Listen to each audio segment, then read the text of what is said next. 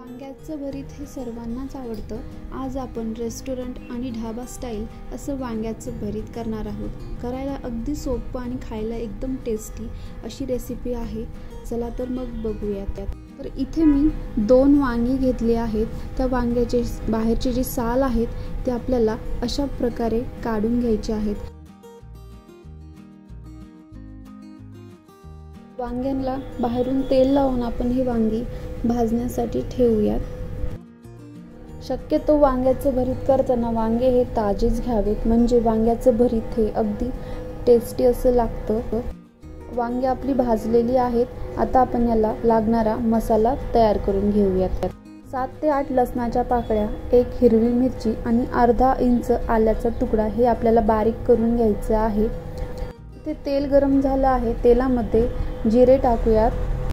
जिरे छान तडतडले आहेत। आता यामध्ये आपण हिरवी मिरची, लसूणचा जो ठेचा तयार केला होता तो टाकून घेऊयात।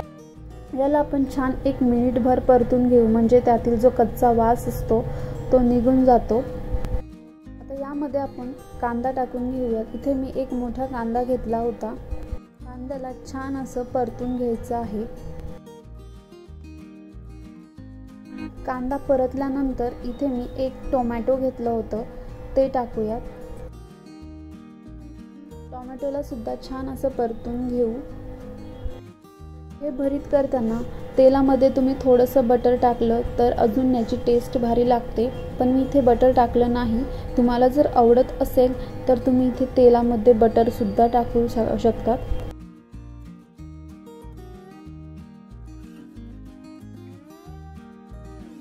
टोमॅटो आपल्याला छान शिजवून घ्यायचा आहे, म्हणजे त्याची टेस्ट खूप छान लागते।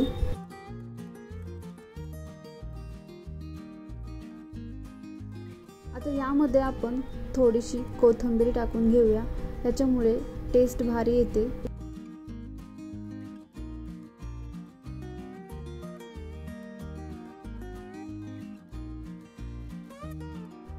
चवीनुसार मीठ टाकूयात। थोडीशी हळद टाकून घेऊयात। मिक्स करू आणि यानंतर इथे 1 चमचा गरम मसाला टाकूयात।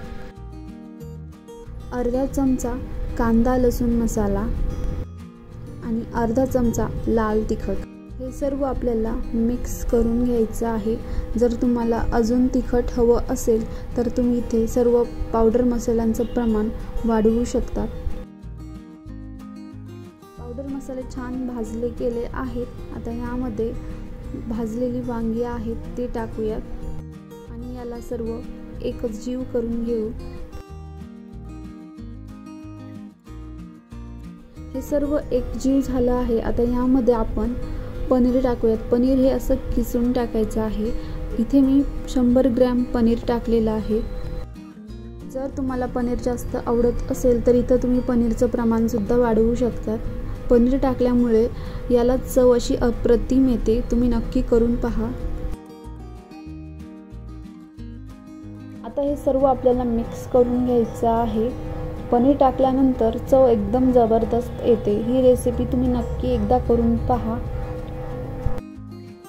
इथे आपलं वांग्याचं भरीत तयार आहे। ही रेसिपी नक्की एकदा तुम्ही करून पहा आणि जर चॅनलला सबस्क्राईब केलं नसेल तर सबस्क्राईब करा, लाईक करा आणि शेअर करा।